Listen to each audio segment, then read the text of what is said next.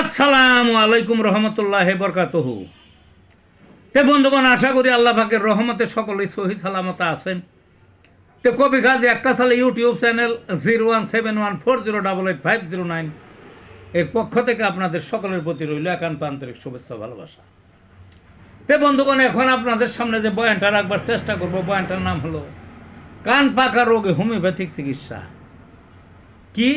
কান পাকা রোগে হোমিওপ্যাথির বাজিমাত চিকিৎসা, বাজিমাত যেটাই বলেন, যে যা হোক, কান পাকা রোগ আছে মানুষের, হয় বিভিন্ন বয়সে নানান কারণে হইতে পারে, অজ্ঞাত কারণে হইতে পারে, জ্ঞাত কারণে হইতে পারে, কানে পানি ঢুকছে বা ময়লা জল আটকাইছে, যে কোনো কানে খৈল আটকাইছে, বুঝলেন না, কান পাকা, নাক কানা, গলা পাকা ইত্যাদির দেখায় পাকার বিষয়টা, তাও কাজ হয় না, এরকম আছে, কাজ হয় না। হোমিওপ্যাথিতে একের সহজে গেলে সারানো, বুঝলেন না।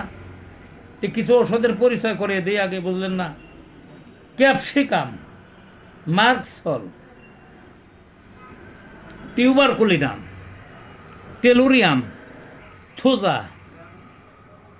সাইলেশিয়া, borax, ocimum, psorinum, pulsatilla, calcarea sulph, কি ক্যালকেরিয়া সালফ, কেলিমিউর, কি কেলিমিউর,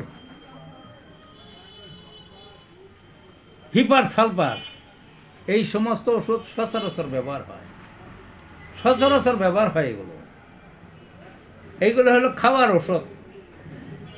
আবার ওই আছে, ওই ড্রপ আছে হোমিওপ্যাথির, বুঝলেন না, অয়েল বসি ড্রপের নাম।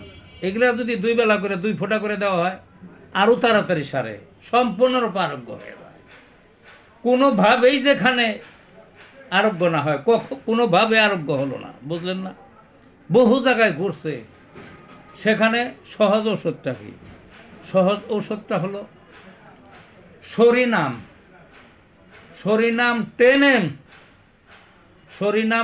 এম। ওই 3 দিন খাইবেন, সকালে 1 ডোজ করে, দেখবেন যে একের জন্মের মতো কান পাকার রোগ শেষ।